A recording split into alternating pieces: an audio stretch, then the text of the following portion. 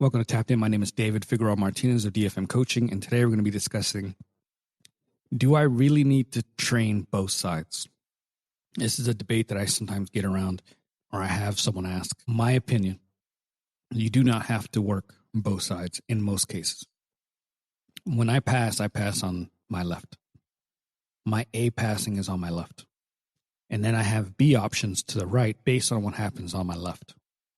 I do not pass on my right very often off the bat. And for me, personally, I think that your job is to get really good at jiu-jitsu.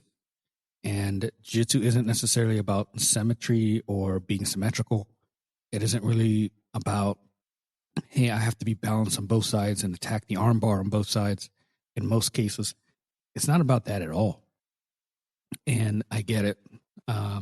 You want to be able to be unpredictable and have this ability to analyze your opponent and say he does not pass or he does not defend well on the right. I'm going to go to the right. And there is some aspects of that for my game. For me, it's more about I want to impose what I do best.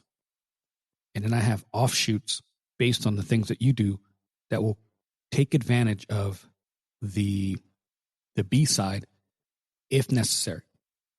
But they are not doing, I don't do knee cut passing on the left and then a bunch of reps of knee cut passing on the right. It's my opinion, it dilutes what I'm trying to do. It forces me to have to split my time. It forces me to have to adjust and get just as familiar on the right. And oftentimes that's splitting my ability to train. And maybe I get C-level work or skill set on both sides instead of driving A-level work and skill set on one side. Just my opinion. I pass almost exclusively to the left side. I drive all my passing to that side. My home base is on that side. And if, let's say, I'm knee cutting and someone knee shields and I kind of collapse the knee shield, and instead of coming forward onto the left, I might switch over to the other side because they're positioned in a way where the knees are no longer effective and the leg isn't blocking me, but their arms are blocking me from moving forward on the left. So I transition to the right, the B side for me. That's perfectly fine. You're going to have these offshoots that are going to allow you to move from how you started to where the opportunity is. But it doesn't mean that I have passes that go to the right.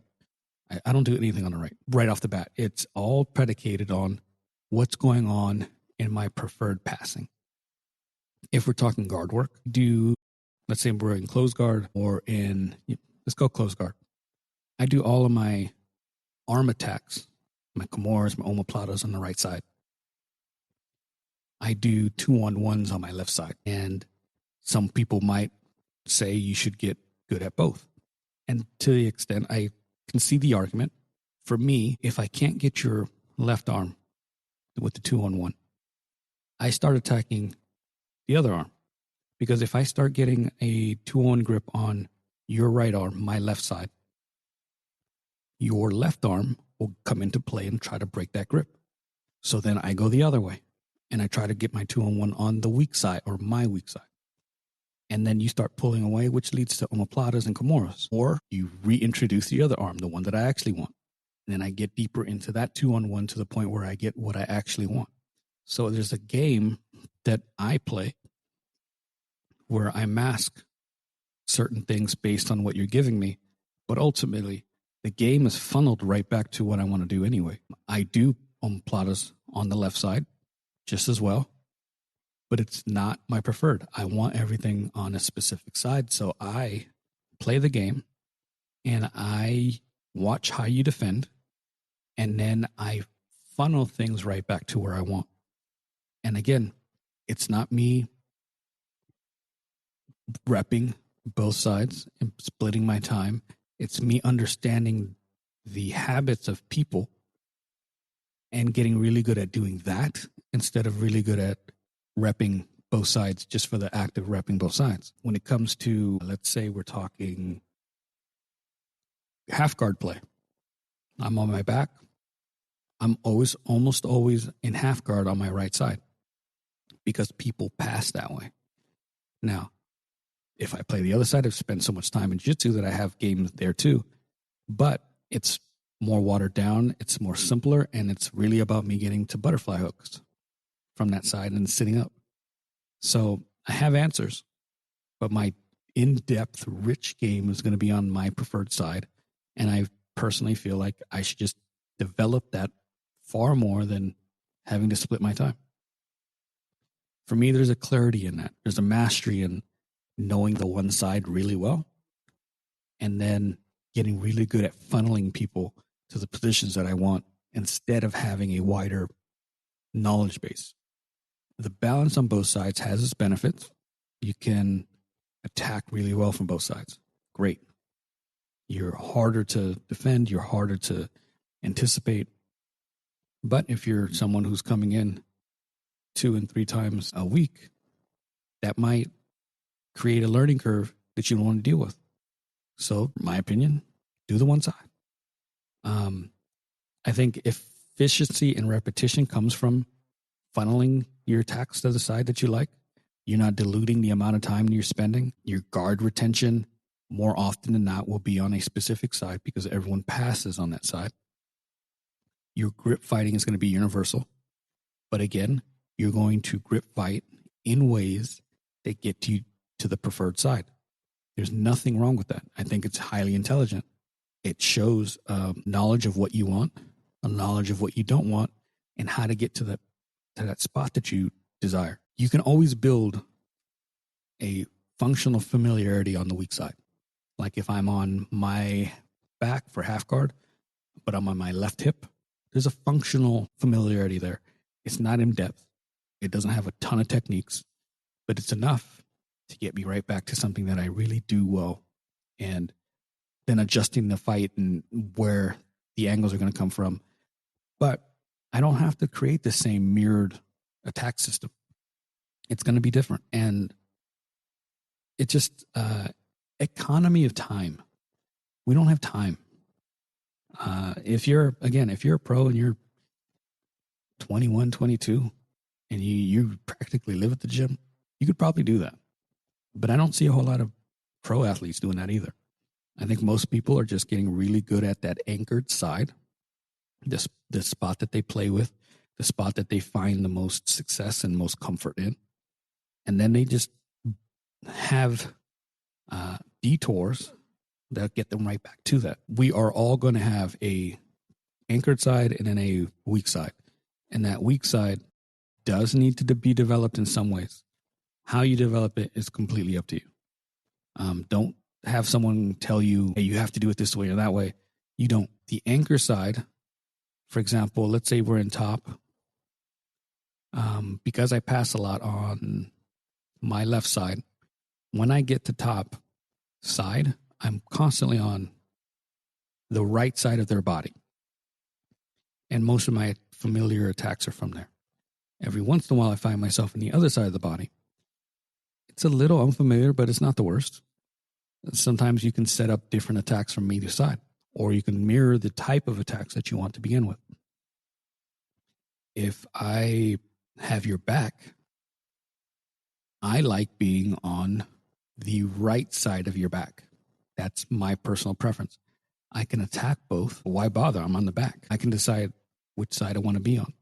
So again, I'm attacking everything on the right side. If I'm in mount, I will almost always have my right arm under your head. And when I transition to S mount, it will almost always be my left knee coming up by your head and ear and transitioning to that side. I don't bother doing both unless I really have to. Sometimes the opponent just moves a certain way and you can adapt. And I can do similar things on both, but again, it's not as crisp. So that's probably an area that it would make more sense to be a little more dual-sided. But even then, I know the game well enough that it's not like too far behind. But again, I get to dictate when I'm in mount which way I'm going to go. And even if you transition to, let's say we're in mount and I want to bring my left knee up. Let's say you go the opposite way and you force my right knee up for S mount. I take the back. And then when I take the back, I switch to the side that I want. I may not play the same game. When I'm in mount and I slide my left knee up and we go to that S mount, I have a rich game there. I feel most comfortable there. I attack from there. I isolate the arms from there. I like taking the back from there. Like I feel really, really comfortable from there. But it doesn't mean that my other side is trash. It just doesn't have as much richness, but I can still do quite a bit from there. So that's an instance where maybe you want to work both. You don't have to, though. Your anchor side is going to be what guides and dictates a lot of what you're going to do. And it's okay to have an anchor side in most realms. The area that maybe you do not want to have an anchor side at all on is defensive. You don't know where someone's going to land when they pass the guard sometimes. Sometimes they're going to be on your left, sometimes they're going to be on your right. Your job is going to be to have to escape regardless. Most people will end up on your right side because that's how most people pass. So you're going to get a lot of understanding and reps and repetitions and experience fighting off of your back towards the right side. Every once in a while you may have made a mistake where they traverse to the other side, or maybe you find someone who passes that way. They're an odd bunch and very rare. I don't find a whole lot of people who do. But when you do, they pass to your right, everything feels weird. So they'll pass to your left, I should say, and they get into side control on your left side. It feels a little odd. These are situations where you cannot always determine where people are going to put you, and sometimes you're going to have to really get experience in escaping both sides. Same with the back. Like I can't always determine, I seldomly determine what side of the back they're going to be on. You have to have an escape route for both. Escaping submissions is going to be the same thing. You don't have the ability to tell someone which side they're going to attack with a Kimura or which side they're going to attack with a triangle. It's all the same. You're going to have to rep escapes and learn the escapes from both sides. That is the one caveat of this entire discussion that I'll say. Everything else can be done to your anchor or your preferred side with little regard for trying to do the other. For example, again, I do a lot of Kimuras, I do a lot of omoplatas, arm bars, and I'm almost always attacking the same side. And it just becomes about having such a rich dilemma tree, and in which you create a dilemma on your preferred side that leads to a decision that they have to make, which leads to another decision they have to make. And you get so in depth in that process that you have answers for whatever might come. That comes with experience and time. And if I'm splitting my time in doing both sides, that dilemma tree may not be as developed as it should. So my recommendation is for most of jiu-jitsu, pick your anchor side and develop it really well.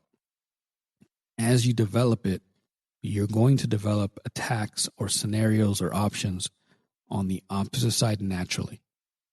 But it's all going to start from an anchor point or side and an anchor technique that you are developing. If for some reason some of this didn't make sense or you wanted to ask further questions, let me know. DFM.2099 on Instagram and Threads.